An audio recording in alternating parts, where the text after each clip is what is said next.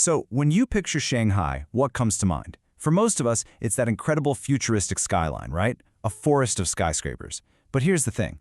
This explainer isn't just about the spectacle. It's about the strategy. We're going to look past all those dazzling lights to really understand the deliberate, calculated plan that built one of the most powerful urban systems on Earth. Let's get into it. And that right there, that's the core idea we're going to unpack. Shanghai doesn't just happen. It doesn't grow by accident. No, it is engineered with incredible precision for speed, for density, and for global relevance.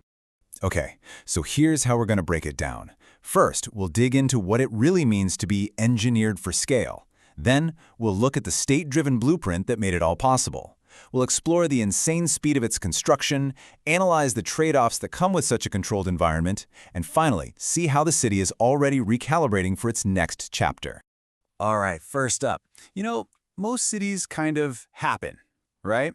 They grow organically, often becoming this sprawling, chaotic mess. Well, Shanghai is the opposite of that. Its growth has been intentional, a conscious act of urban design on a scale that is frankly really hard to wrap your head around. And this number, this is exactly why that design is so critical. We're talking about a population of over 20 million people. Think about that. To manage a city of this magnitude, you need a system, a logic that can actually handle the immense pressure of so many people living and working in one single place. So this really gets to the heart of the difference. Most big cities grow organically. There's a certain chaos to them, a lot of reacting to problems as they pop up. But Shanghai's strategy is built on control, intention, and precision. It's a deliberate choice to trade away the kind of spontaneity you might find in other megacities for a system that is incredibly functional and predictable. So you might be asking, how in the world do you pull something like this off? Well, this massive transformation wasn't some kind of grassroots movement. It was a top-down, state-driven blueprint designed to accelerate Shanghai's rise from a major port into a true global power center. I mean, Shanghai has always been China's gateway to the world, a buzzing hub for shipping and finance. But its modern identity isn't just a slow evolution from that past. It was a radical, rapid acceleration, fueled by unbelievable amounts of investment and some serious long-term strategic planning. And when we talk about speed, just look at this timeline. It is absolutely mind-blowing. In 1990, the development of Pudong, the area with that famous skyline, kicked off. Just a decade later, China joins the WTO, which basically supercharged its growth. By 2010, it's hosting the World Expo for the entire planet. And today, it's a global finance hub. Very few cities in history have transformed so deliberately and so fast. Okay, so what does building at this crazy speed actually look like on the ground? Well, you can think of it as a choreography of density and infrastructure. In Shanghai, speed isn't just a side effect of growth, it's an official policy. And here's a really key part of their playbook. The city builds ahead of demand. Its massive metro systems, the high-speed rail, the megaports, they aren't just there for convenience. They're tools of competitiveness. A megacity signals its ambition through what it builds. And believe me, Shanghai's message is coming through loud and clear.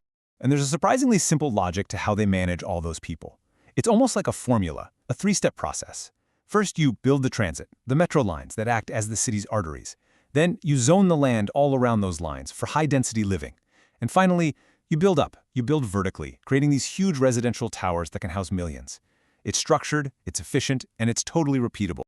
This sums it up perfectly. This is the city's entire philosophy. Where you or I might see the chaos of 20 million people, Shanghai's planners see a performance that needs to be directed. Every single piece has its place, and every movement is part of a larger, coordinated design. But, this level of control, this kind of efficiency, it comes with some big questions. So for this next section, we're going to take a step back and just neutrally examine the other side of the coin, the trade-offs and the compromises that are just baked into Shanghai's model. Which leads us to the big question, the one we have to ask. The city operates with this incredible smoothness, but what is the price of all that order? And look, this isn't about judgment. It's about understanding the social contract that makes a city like this even possible.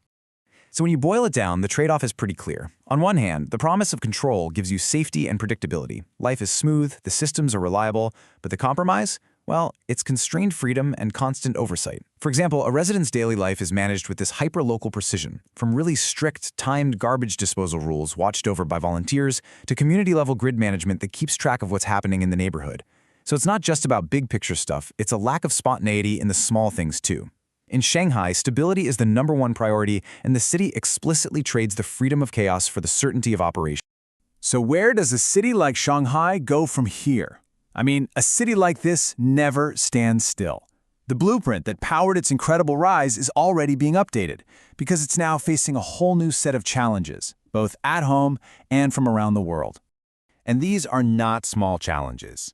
We're talking about a major economic transition, a rapidly aging population, serious environmental pressures, and of course, growing global uncertainty.